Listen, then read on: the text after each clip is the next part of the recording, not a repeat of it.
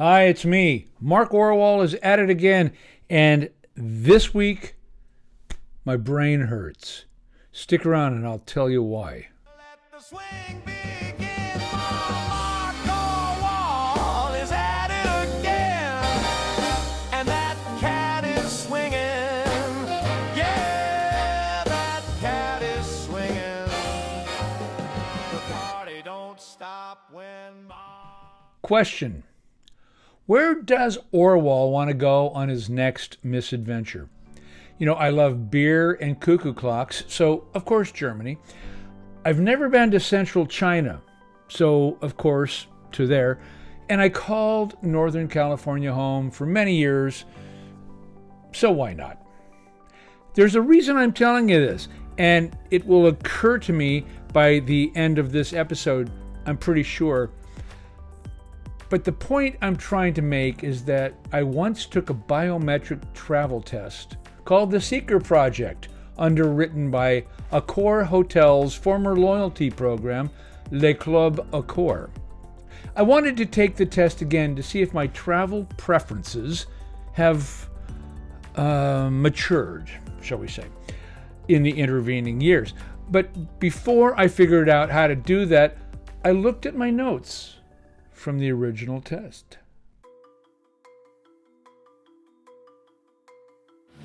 I was initially invited to try out the test in a Jersey City warehouse across the Hudson River from Lower Manhattan.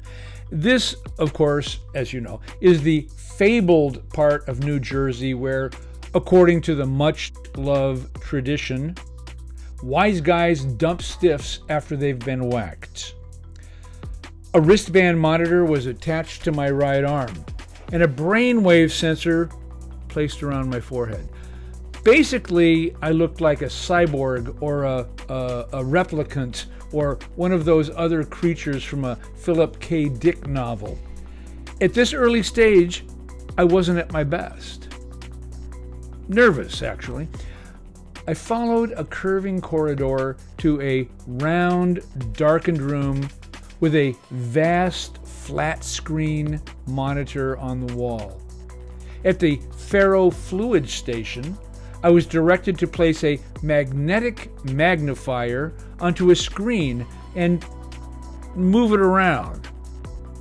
Magnetized liquid under the screen began to shift shapes and change colors, but I had no idea what it meant. There was no one to ask. I was on my own.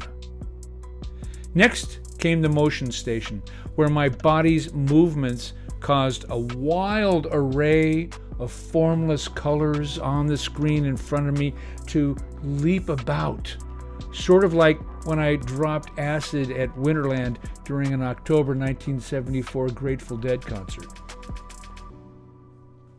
Of course, I thought, surely these bouncy colors will tell me my travel preferences.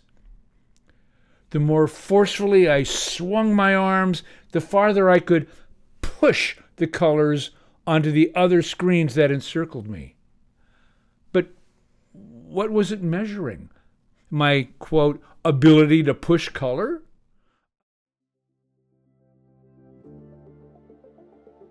I was beginning to wonder if someone was having a giggle or two at my expense before whacking me and dumping my body in the nearby meadowlands. At Waterfall Station, which sounded suspiciously like a stop on Thomas the Tank Engine, I waved my arms over a large basin, causing water to trickle from above, sort of like my first studio apartment in Manhattan.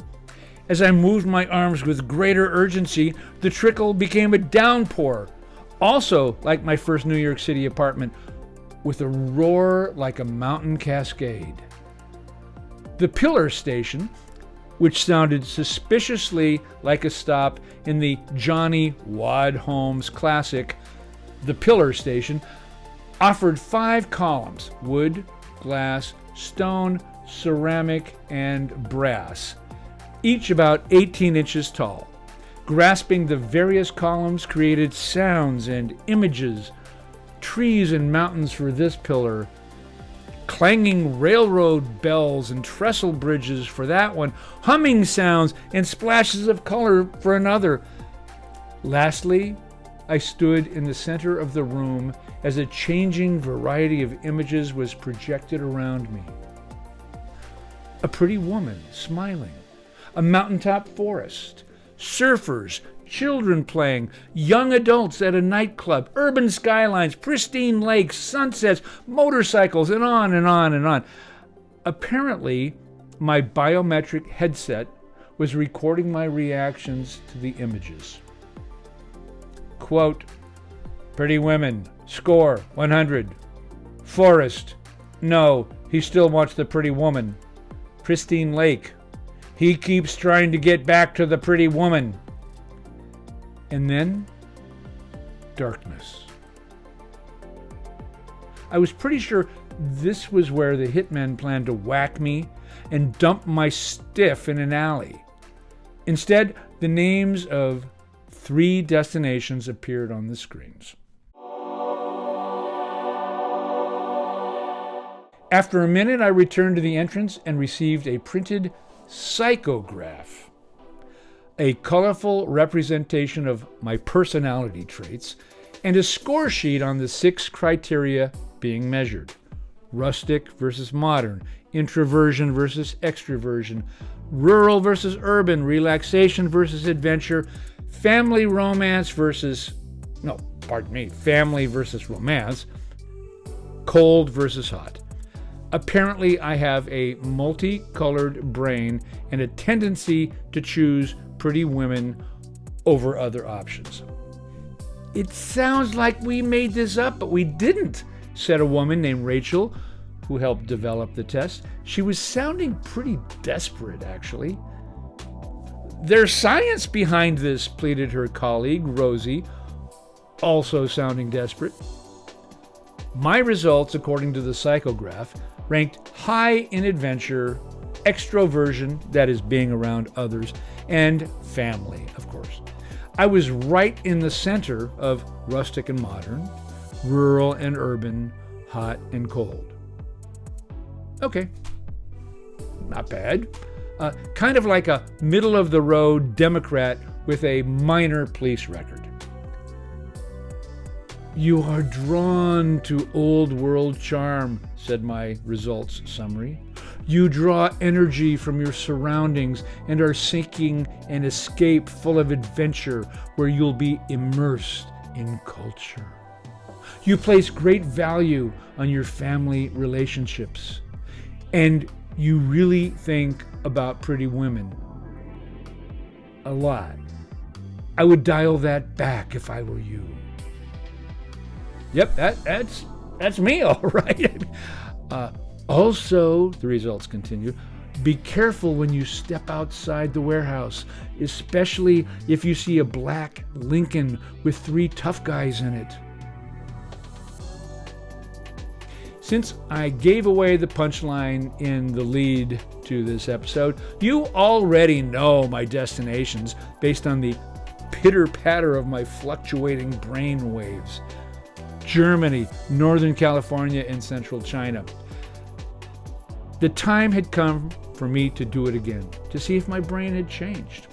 So I went to the website to sign up for a reprise of the Seeker Project, as it's called. Apparently, the project has concluded. It's gone. Over. But you'll be glad to know you can get the website domain for just $2,895. Well, that's it from Mark Orwoll is at it again. Come back next week. We'll have more for you. Goodbye. The swing begins. Mark Orwoll is at it again, and that cat is swinging. Yeah, that cat is swinging. The party don't stop when Mark's in the spin.